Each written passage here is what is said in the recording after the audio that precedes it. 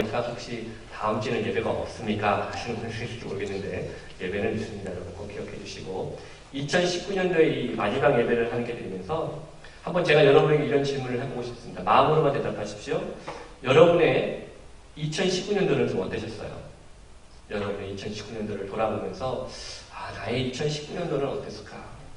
뭔가 좀 변화된 것도 있습니까? 뭔가 좀 변화되어진 것들이 우리 삶 가운데 좀 있었습니까? 제가 이렇게 보니까요, 사람은 참 잘 안 변합니다. 네, 사람은 잘 안 변할 것 같습니다. 물론 이제 혹시 주변에 많이 이렇게 좀 변화됐다고 생각하시는 분들이 있는지 모르겠습니다만, 사람은요, 외모는 변할 수 있습니다. 성품도 조금 변할 수 있는데, 이상하게 사람은 진짜 변하지 않습니다. 네, 성격 잘 변하지 않습니다. 옛날에 제가 중고등학교 때 제 별명이 뭐였냐면 저는 선비였습니다. 선비. 네, 책을 많이 봐야 선비가 아니고 하도 그냥 안 보여가지고 그냥 방에만 들어가 있어서 선비라고 했습니다. 그러니까 제가 지금 이렇게 여러분들 앞에서 설교를 하고 있는 것 자체가 저희 부모님한테 그게 미라클인 거예요. 이게 지금 어떻게 말도 못하고 삐죽삐죽했던 아들이 이렇게 설교를 하고 있다는 겁니다. 여러분, 많은 사람들이 교회를 다니면 변화를 받는다라는 이야기를 합니다. 여러분, 근데 사실은요, 교회를 다녀서 변화를 받긴 맞는데, 더 중요한 것은 더 정확하게 말하면요, 교회를 다니기 때문에 변화를 받는 것이 아니고, 하나님을 만났기 때문에 변화를 된 것입니다. 여러분, 우리가 하나님을 만날 때, 우리가 복음을 경험할 때, 그때 우리의 인생이 바뀌는 것입니다. 여러분, 교회 수십 년 다녀도요, 그냥 교회만 다니지, 복음을 만나지 못하면, 예수님을 인격적으로 모시지 못하면 변한 것처럼 보이지만 사실은 더 굳어집니다. 사실 더 자기만의 생각으로 굳어지기 때문입니다. 그래서요, 이런 얘기도 있습니다.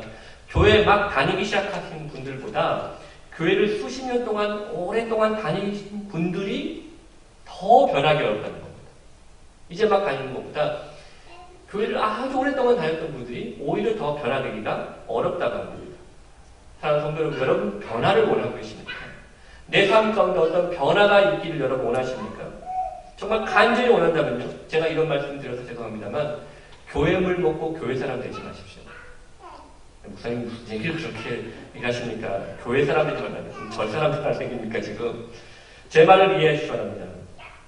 교회물 먹고 교회에 익숙한 사람 되지 마시고요. 그리스도인으로 되십시오. 그리스도인의 삶을 사십시오. 그리스도인이 된다는 것은 내가 노력한다고 해서 변화되는 게 아니에요.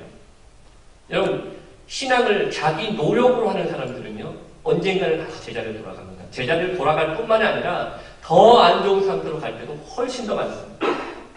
하지만 살아계신 하나님을 만나고 예수 그리스도의 복음을 만난 사람은 그 삶이 변화됩니다. 인생이 변화되는 것입니다. 그래서 올해가 다 가기 전에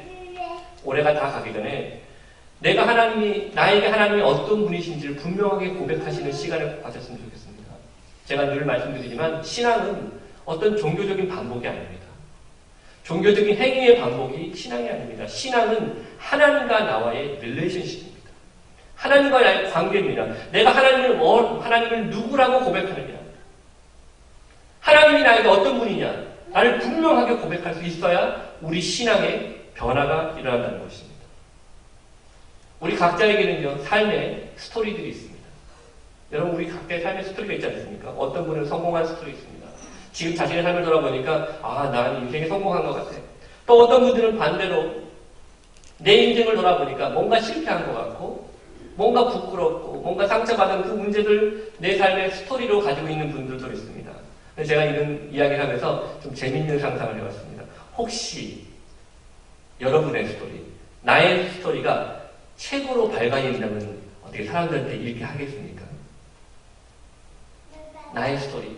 근데 그 스토리가 나의 자랑거리만 나온 게 아니라 나의 수치스러운 것, 나의 실패한 모습들, 나의 깨진 모습들, 나의 범죄한 모습들, 그 모든 부분들이 다 혹시 책으로 나온다면 어떻게 사람들한테 사서 보라고 좀 말씀하겠습니까? 저는 안 될 것 같아요. 저는 못할 것 같아요. 왜냐하면 저에게도 연약한 부분들이 많기 때문에 그렇습니다. 왜 그렇습니까? 분명히 사람들이 내 스토리를 보고 저의 스토리를 보고 저를 평가할 거기 때문에 그렇습니다. 아유 목사님 그럴 줄 몰랐어요. 얼굴이 그냥 뻔뻔하구만요. 이렇게 생각하실지도 모르겠습니다. 여러분 우리가 가지고 있는 이 성경 말씀 있죠? 이 안에는 수많은 사람들의 스토리가 함께 담겨져 있습니다. 물론 메인 스토리는 우리 주님이시지만 이 수많은 사람들의 스토리가 함께 담겨져 있는데 어떤 스토리는 믿음에 성공한 스토리가 있습니다. 그런데 또 어떤 스토리는요 실패한 스토리들도 있습니다. 여러분이 잘 알고 있는 그 누군가는 자기 아내를 자기 와이프를 누이라고 속였다가 공경에 처한 사람도 있었습니다. 여러분이 잘 알고 있는 그 어떤 사람은요 대낮에 술 먹고 뻗어가지고 벌거벗은 채로 누워있다가 아들들에게 조롱당하고 그 심지어 그 아들들은 또 정죄당하고 그런 경우도 있었습니다. 어떤 사람은 여러분이 잘 알고 있는 어떤 사람은 성경에 나와 있는 어떤 사람은 실수로 그 화를 참지 못해가지고 사람을 죽이고 40년 동안 양치기 생활로 광야 생활을 했던 왕자의 이야기도 성경에 있습니다.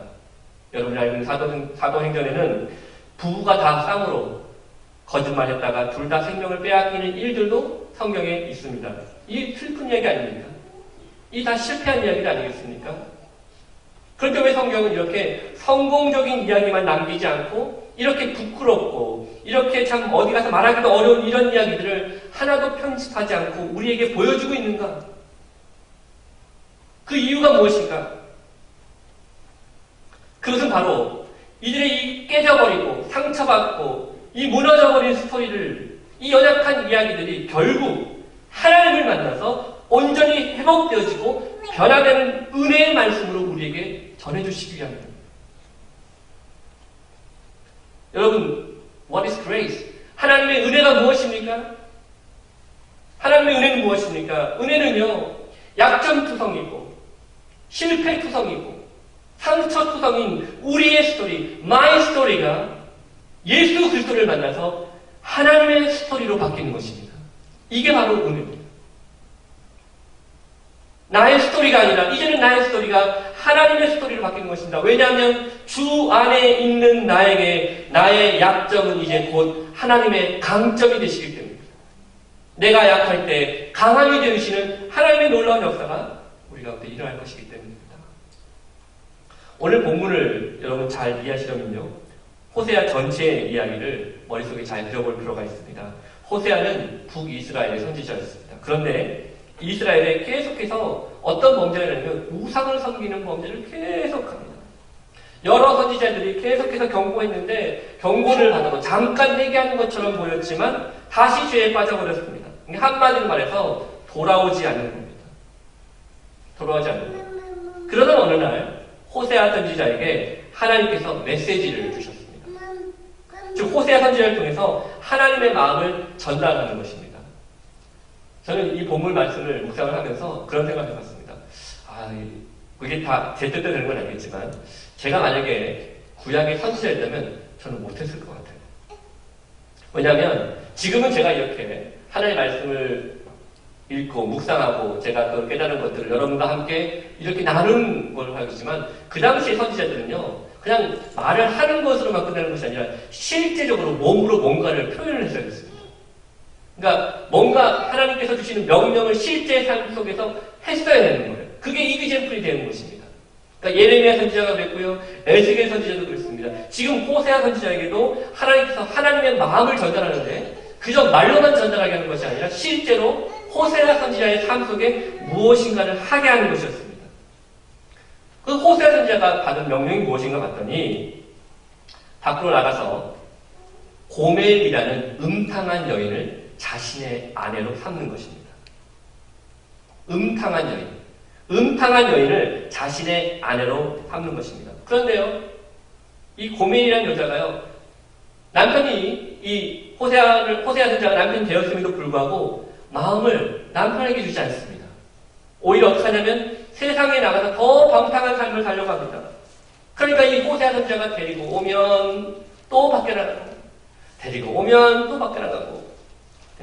아니 이제 제가 생각해 보니까 참 호세아 선지자도 마음의 고통이 심했을 것 같아요. 이 명령을 지켜나가면서. 아니 하나님 말씀하셔서 명령하셔서 이 여인과, 음란한 여인과 결혼을 하긴 했는데 자꾸 데리고 오면 밖에 나가고, 자꾸 데리고 오면 밖에 나가고, 나가서 딴 사람하고 살고, 이 얼마나 이 고통이 심했겠습니까? 스트레스가 엄청나지 않겠습니까? 이게 무엇을 의미하는 걸까요? 하나님의 마음이 이처럼 아프다는 것입니다. 하나님의 마음이 이처럼 아프다. 하나님의 마음이 이렇게 찢어지게 아프다. 그런데 중요한 것은 그럼에도 불구하고 포기하지 않고 끝까지 사랑하시는 하나님의 말씀입니다. 하나님의 사랑이 오늘 우리가 읽은 이 본문 속에 함께 나타나고 있는 것입니다. 그래서 오늘 저는 이 본문을 통해서요, 지금도 혹시 우리 가운데 하나님께로 돌아가는 것을 주저하거나 망설이는 사람들이 있다면, 또 늘 마음에 있는데 실제로는 삶에서 그러지 못하다 보니까 점점 멀어지다 보니까 이제는 뭐 내가 노력을 해도 되지 않는 거네 라고 하면서 하나님께 소망 두는 것조차를 놓쳐버리신 분들이 혹시 이 자리에 있다면, 오늘 저는 두 가지 은혜로 오늘 본문의 말씀을 함께 나누려고 합니다. 첫째로, 여호와 하나님께로 다시 돌아오는 것을 망설이지 마시길 바랍니다. 왜냐하면 우리의 삶이 그 어떤 것보다 깨져 있고 망가져 있어도 하나님은 우리의 삶을 변화시키시기 위해 모든 값을 이미 지불하셨습니다. 오늘 모세 6장 1절 2절 말씀 같이 한번 읽어보겠습니다. 1절 2절 같이 읽겠습니다. 시작.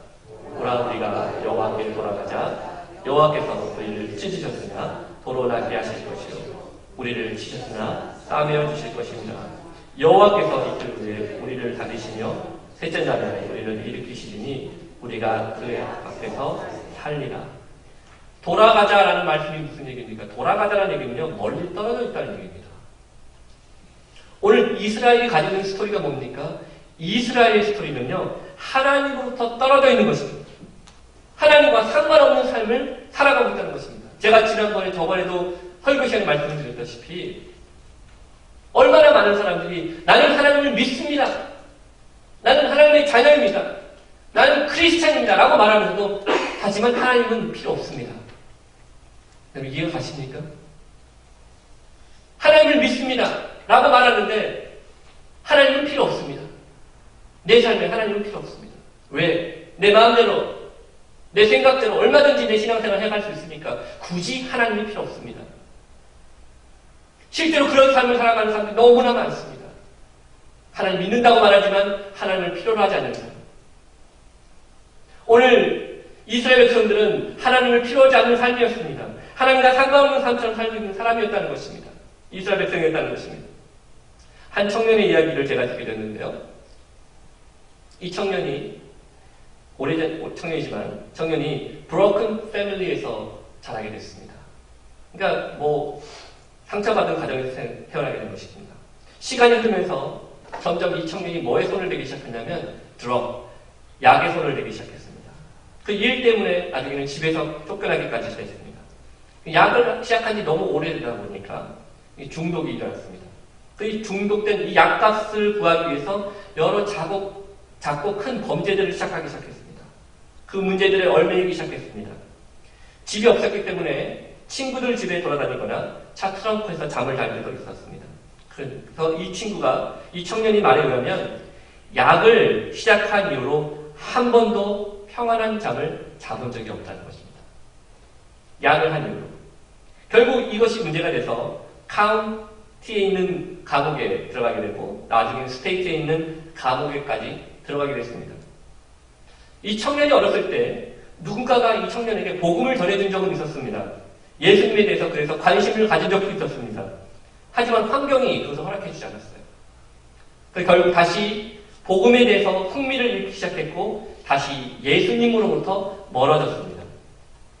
시간이 지나서 이 청년이 이제 감옥 생활을 다 마치고 다시 밖으로 나왔습니다. 그런데요, 100일도 안 돼서 다시 감옥으로 들어가게 됐습니다.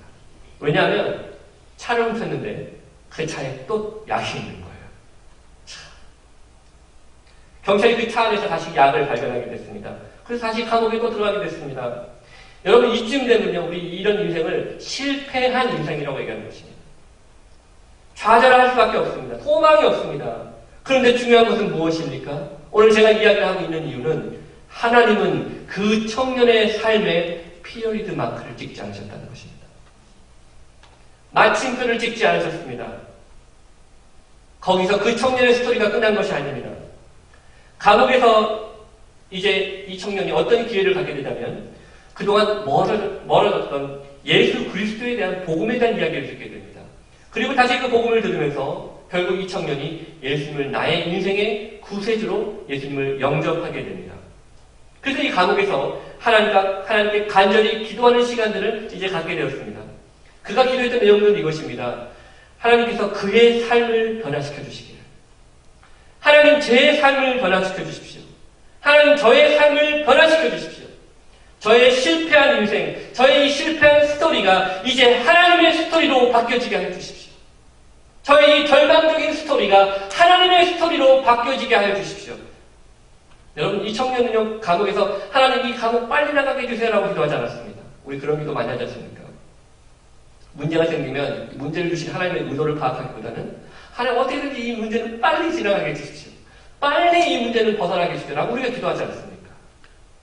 그런데 이 청년은요, 감옥에서 빨리 나오게 해달라고 기도하지 않았습니다. 그리고 그 청년이 고백한 것은 이것입니다. 하나님, 저를 변화시켜 주십시오. 제가 달라지게 해주십시오. 그러면서 그 청년이 감옥에서 성경을 읽기 시작한 것입니다.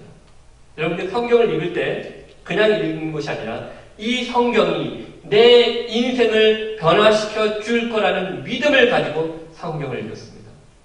여러분, 제가 여러분에게 이런 도전을 드리고 싶습니다. 혹시 여러분 성경을 읽으신다면 내가 성경을 하루에 몇 장을 읽었냐가 중요한 것이 아닙니다. 제가 말씀드렸잖아요. 예전에 성경을 10번을 읽어도 성경 전체를 10번을 읽었는데도 예수 안 믿겠다는 사람들도 있습니다.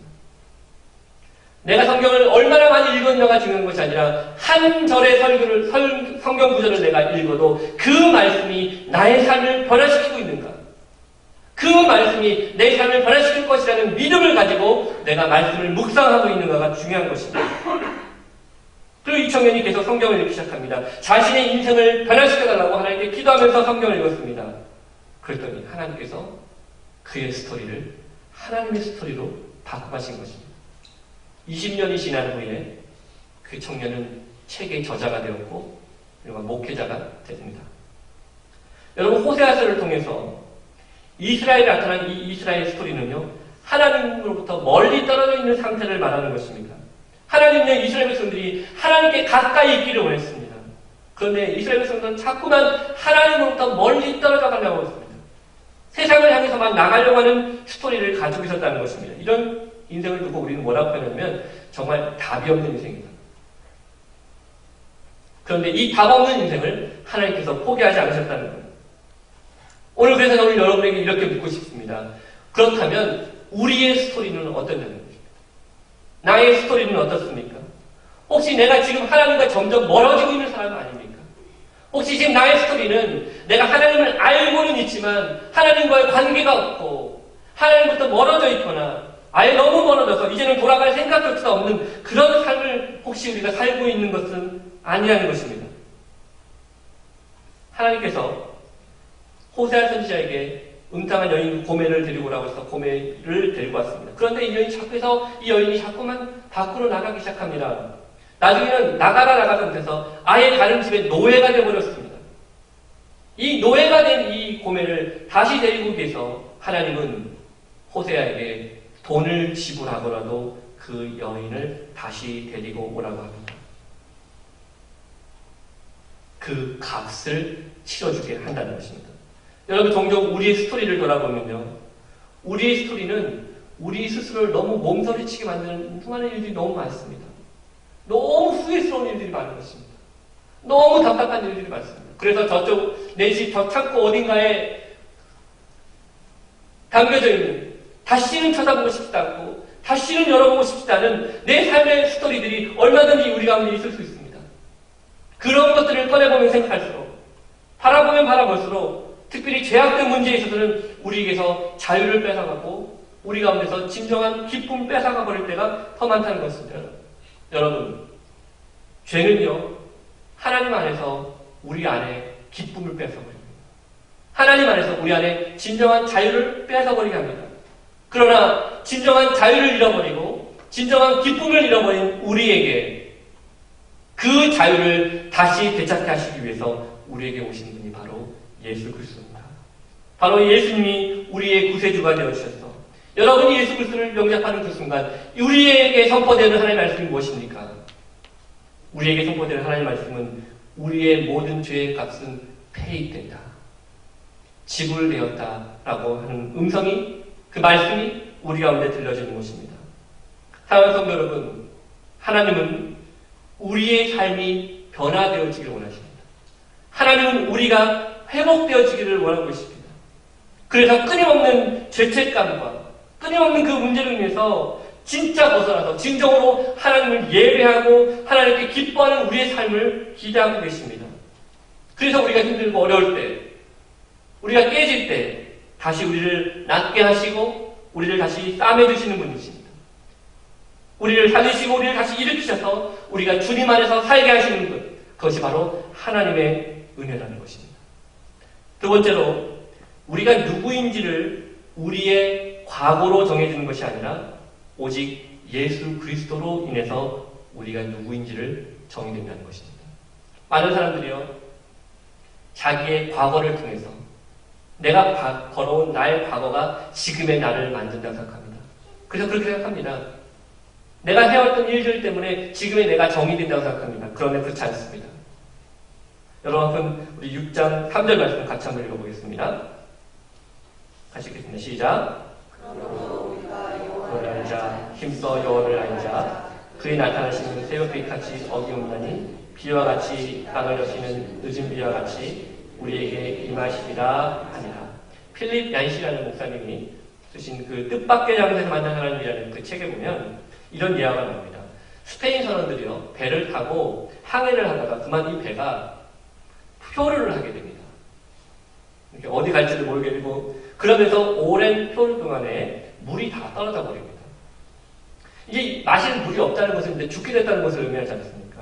근데 이 배가 흐르고 흘러서 사람들이 다 지쳐있을 때 이 배가 흐르고 흐르다 보니까 어느 순간에 아마존강에 들어간 것입니다. 아마존강으로 들어간 것입니다. 여러분, 아마존강이 얼마나, 저는 모르겠습니다. 저는 안 가봤으니까. 근데 아마존강이 큰지 바다같이 보이는 것입니다. 근데 사람들은 이 아마존강 물에 본인들이 떠 있음에도 불구하고 여전히 본인들이 바닷물 위에 떠 있는 줄 알고 그냥 생각하기를, 내가 저 바닷물을 먹으면 나는 갈증나서 또 죽을 거다. 저 바닷물을 먹으면 내가 갈증나서 또 죽을 거다. 라는 생각을 하다가 고통스러워하면서 죽어가는 사람들이 한두 명씩 생기기 시작한 것입니다. 그러다가 사람들이 죽어가다가 나중에 어떤 한 사람이 너무너무 견디다, 어차피 죽을 거 바닷물이나 실컷 마시고 죽자 하고 그냥 그 자신이 생각하는 바닷물에 빠지기 시작합니다. 콩닥 빠지고 들어가 보니까, 그리고 마시다 보니까 이 물이 바닷물이 아니고 강물이라는 사실을 깨닫게 됩니다. 이 물이 강물이었구나. 그리고 배에 있는 사람들에게 이 물을 먹고 마시겠다는 것입니다. 그래서 많은 사람들이 살게 되었다는 예를 듣게 됩니다. 여러분, 여호와를 안다라고 하는 이 표현은요, 지식적인 깨달음이 아닙니다. 여호와를 안다라는 것은 체험적인 알을 이야기하는 것입니다. 그저 강물을 있다라고 보는 것이 아니라 실제로 그 강물에 뛰어들어서 마셨더니 그 사람이 살아나는 것처럼, 내가 여호와를 안다라고 말한다, 내가 여호와께 돌아간다라는 말하는 것은 그분을 체험적으로 아는 삶을 말하는 것입니다. 제임스 테커라는 목사님이 하나님을 아는 지식에서 이렇게 말씀을 합니다. 내가 안다고 여기는 것을 버리고 하나님을 알기 원할 때 그 알은 새로운 알로 우리를 변화시킬 수 있습니다. 무슨 얘기입니까? 내가 안다고 여기는 것을 버릴 때, 나 알고 있습니다. 내 것, 내가 안다고 여기는 것을 버리고 하나님을 진짜 알기를 원할 때 그것이 나에게 새로운 삶을 허락해 준다는 것입니다. 오늘 여호와 하나님께로 돌아가는 자에게 우리에게 필요한 것이 무엇입니까? 여호와 하나님을 체험적으로 아는 삶이 필요하다는 것입니다. 그런데 그걸 어떻게 체험적으로 아느냐? 사실 이 체험적으로 아는 삶이 그렇게 쉬운 것은 아닙니다. 특별히 오늘 본문에 보니까 이 하나님의 은혜를 뭐라고 표현하고 있냐면 새벽빛 또는 늦은 비라는 표현을 쓰고 있습니다. 새벽빛이 무엇입니까? 해가 뜨기 전에 가장 어두울 때 그 어두운 빛을 몰아나게 하는 그 빛을 말하는 것입니다. 늦은 비는 무엇입니까? 늦은 비는 추수하기 전에 내리는 비입니다. 추수하기 전까지 이것이 제대로 추수를 하게 될 건지 얼마나 많은 곡식을 얻게 될지 알지 못하지만 늦은 비를 통해서 추수하기 전 이 늦은 비를 통해서 더 풍성한 열매를 맺게 하시는 하나님의 은혜의 때를 기다린다는 것입니다. 여러분, 크리스마스가 우리에게 지나갔는데요. 선물 어떻게 잘 받으셨어요? 저희는 그런 거 주고 안 받습니다. 여러분, 크리스마스 이렇게 보면은 이렇게 선물 포장지를 예쁘게 써주지 않습니까? 누가 신문지 사서 주지 않잖아요. 그렇죠? 막 그 포장지 보면 포장지 뜯으면 그 안에 또 박스 또 있고 또 박스 뜯으면 박스 또 있고 이제 다이아몬드 반지로 가나보다 싶어가지고 뜯었더니 뭐 양말 나오고 그러면 이제 사람들이 좀 약간 그런데 여러분, 크리스마스 선물은 포장지가 예쁩니다. 그런데요, 하나님이 우리에게 주시는 선물은 포장지가 아닙니다. 하나님이 우리 인생에 주시는 선물은요, 포장지가 예쁘지 않아요. 때로는 이렇게 불평할 수 있습니다. 하나님, 왜 나에게 이걸 선물이라고 주셨습니까? 우리 눈에 딱 봐도, 내 눈에 딱 봐도 전혀 볼품없고 전혀 고통스러운 이 문제의 삶을 왜 나에게 주셨습니까? 여러분, 다시 말씀드리겠습니다. 하나님이 주시는 값진 선물은 포장지가 예쁘지 않습니다. 그러나 그것을 믿음으로 기억하고 기다리고 기대하는 자에게는 그 선물이 무엇인지를 깨닫게 된다는 것입니다. C.S. 루이스가 이렇게 얘기했습니다. 고통은 하나님의 확성기다. 처음에는 부드럽게 우리에게 얘기합니다. 그러면 안 돼. 그렇게 살면 안 돼. 그런데 우리가 얼마나 참 마음이 고집스러운지 부드러운 주님의 음성에는 꿈쩍도 안 합니다. 말도 안 됐습니다. 그러다가 어느 순간에 더 이상은 안 되겠다고 하는 순간이 올 때 우리 귀에다 대고 확성기처럼 말씀하신 것입니다. 이제 돌아와야 한다. 이제 돌아와야 한다. 그래서 때로는 고통이 하나님의 확성기입니다. 고통을 통해서, 삶의 고난의 순간을 통해서, 절망적인 순간을 통해서, 예쁘지 않아 보이는 그 포장지와 같은 우리의 삶의 현실 속에서 그것을 참고 기다렸더니 하나님의 놀라운 은혜가 그 안에 숨겨져 있다는 것입니다. 사랑하는 성도 여러분, 혹시 지금 내 삶 가운데 낙심되는 일이 있으십니까? 혹시 지금 내 삶 가운데 실망스럽고 그래서 나의 과거가, 나의 실수가 지금 나를 만들어가고 있다고 혹시 그렇게 불평하고 있고 그렇게 핑계를 대고 싶으십니까? 그러나 오늘 우리가 해야 될 일이 있습니다. 하나님의 은혜를 기다리는 것입니다. 하나님을 의지하는 것입니다. 새벽빛같이, 늦은 비와 같이 우리에게 임하시는 하나님의 은혜가 있다는 사실을 우리가 기억한다면 오늘 본 말씀을 좀 더 기억해 주겠습니다.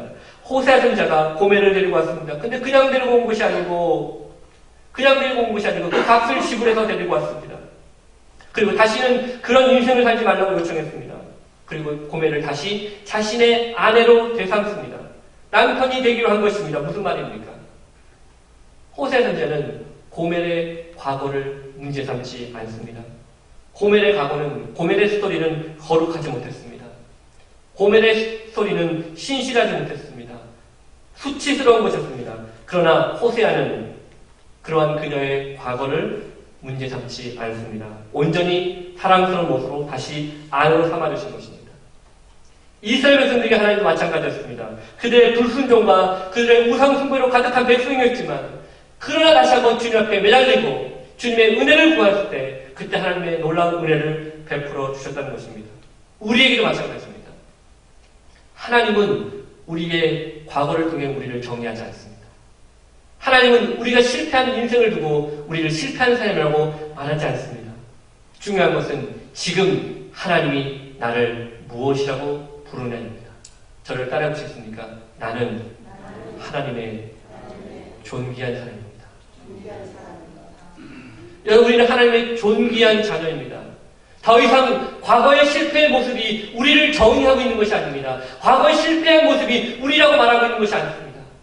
지금 내가 무엇을 의지하고 있는가? 지금 내가 누구에게 속해 있는가를 바라보는 것입니다.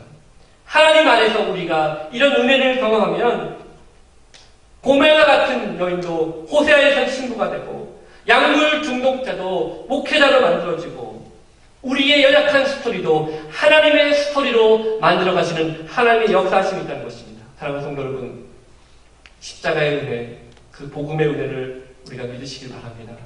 그럴 때 우리 인생이 변화되는 것입니다. 그럴 때 우리의 스토리가 하나님의 스토리로 바뀌는 것입니다. 그러므로 올해가 가기 전에 우리의 연약했던 스토리를 하나님께 온전히 내어 맡겼으면 좋겠습니다. 그리고 그렇게 고백하시면 좋을 것 같습니다. 하나님, 저의 이 연약한 스토리, 나의 이 부족한 스토리, 나의 이 상처받은 실패한 스토리를 이제 하나님께서 만져주셔서 하나님의 스토리로 바꿔주시옵소서. 오늘 그러한 은혜가 우리 가운데 있기를 주님의 이름으로 축복합니다. 이 시간 다 같이 자리에서 일어나시겠습니까? 오늘 저는 그래서 여러분과 함께 이 찬양으로 함께 영광을 돌렸으면 좋겠는데, 찬송가 301장에 있는 찬양입니다. 우리가 늘 많이 불렀던 찬양이긴 한데요, 지금까지 지내온 것 주님의 크신 은혜입니다. 나 잘나서 그런 게 아니고 내가 뭔가 더 뛰어났기 때문에 그런 것이 아니라 정말 한이 없이 부어주시는 그 하나님의 은혜 때문에 올 한 해 이렇게 살았습니다. 하나님, 저에게 주셨던 이 놀라운 은혜를 다시 한번 바라보면서 우리를 깨닫게 하시고 우리를 다시 일으켜 세워주시는 그 하나님의 새벽 빛과 같고 늦은 비와 같은 그 하나님의 은혜를 바라보는 믿음의 삶을 살게 해달라고 우리 함께 그런 마음으로 오늘 이 찬양을 함께 올렸으면 좋겠습니다.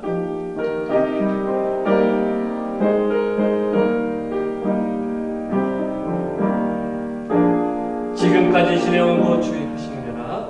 지금까지 지내온 것 주의 크신 은혜라. 한이 없는 주의 사랑 어찌 이루마. 자랑되나 주의 손이, 자랑되나 주의 손이 항상 살펴주시고 모든 일을 주 안에서 형통하게 하시네.